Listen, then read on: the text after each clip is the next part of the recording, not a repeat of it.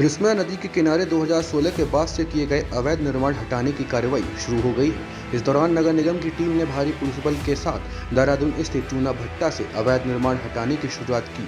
बता दें कि एनजीटी के आदेश के बाद 2016 के बाद रिस्पना नदी के किनारे अवैध बस्तियों के निर्माण को ध्वस्त करने की कार्रवाई शुरू हो चुकी है।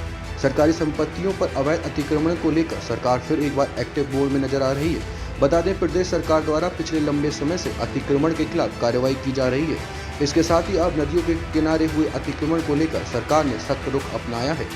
वहीं इस मामले पर सियासत भी थमने का नाम नहीं ले रही है। कांग्रेस लगातार सरकार पर हमलावर हो रही है। कांग्रेस के प्रदेश अध्यक्ष करण मेहरा ने कहा कि ये गरीबों पर अत्याचार है। 2016 के बाद कौन सी बस्ती बसी है? ये सब लोग पहले से ही यहाँ रह रहे हैं।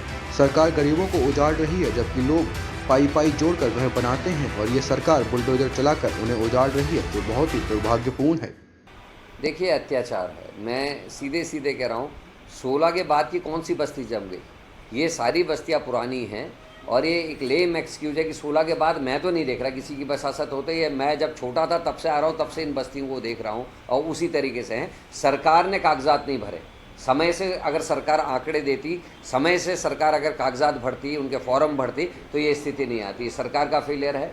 दूसरा मेरा ये कहना है कि उजाड़ना बहुत आसान होता है, किसी को बसाना मुश्किल होता है। आज़ादी के बाद अनेकों क्षेत्र आपने देखा होगा, चाहे उधम सिंह नगर का क्षेत्र है, चाहे तराई का क्षेत्र है, भाबर का क्षेत्र है, लोगों को बसाने का काम उस समय की सरकारों ने किया।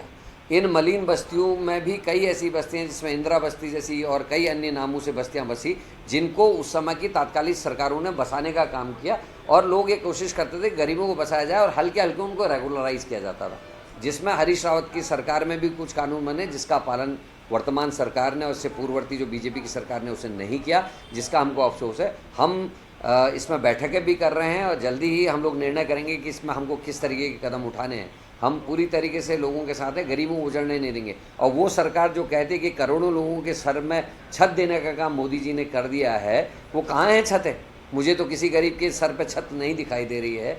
अगर आज इतने बड़े हैं, अगर इन्होंने वाकई में प्रधानमंत्री आवास योजना चलाई है, तो इन गरीबों को जिनको उजाड़ने, इनके लिए कहीं व्यवस्था करें ज़मीनों की और इनको बसाने का काम करें तो बेहतर होगा। मेरा ये मानना है कि जिन ज़मीनों के बारे में बीजेपी के पार्षदों ने आरोप लगाया कि इनमें कब्जा है, उनको हटाने की कार्रवाई सरकार पिछले 1 साल से नहीं कर पाई। आपके माध्यम से और चिट्ठी के माध्यम से मैं कई बार सरकार को चेता चुका हूँ, लेकिन उनमें कार्रवाई नहीं हुई, जिसमें ये सूचना के अधिकार में भी साबित हो गया कि 3 कुछ बीघा ज़मीन कब्जे में है। लेकिन जो गरीब हैं, जिनके कोई पीछे लड़ने वाला नहीं है, जो कानूनी मदद लेने के लिए भी आर्थिक रूप से सक्षम नहीं है, जो एक वकील नहीं कर सकते, उन लोगों को उजाड़ने की कोशिश भ्रष्ट सरकार कर रही है। आज बीजेपी के अपने विधायक, जो पूर्व विधायक पार्षद वो भी रहे हैं, मेयर भी रहे हैं, चमोली साहब, मैं उनको भी धन्यवाद देता हूँ। वो खुद इसके पक्ष में हैं कि इनको बसाया जाए और वो खुद जाके प्रेमचंद अग्रवाल से मिले थे। लेकिन अफसोस कि सरकार की आंखें नहीं चेत रही हैं और गरीबों को उजाड़ने की कोशिश सरकार कर रही है। उत्तराखंड में अवैध अतिक्रमण पर लगातार बुलडोजर चल रहा है। इसी बीच अतिक्रमण की कार्रवाई को लेकर सियासत भी खूब हो रही है। लेकिन एक बात तो स्पष्ट है कि सरकार चाहे किसी की भी रही हो, बारी बारी से सबने बस्तियां बसाई हैं। ऐसे में अब इस सियासत के बीच देखना ये होगा कि जिन घरों पर बुलडोजर चला है, उनके लिए कोई व्यवस्था की जाती है या उन्हें उनके हाल पर छोड़ दिया जाता है। डाउनलोड करें देवभूमि इंसाइडर।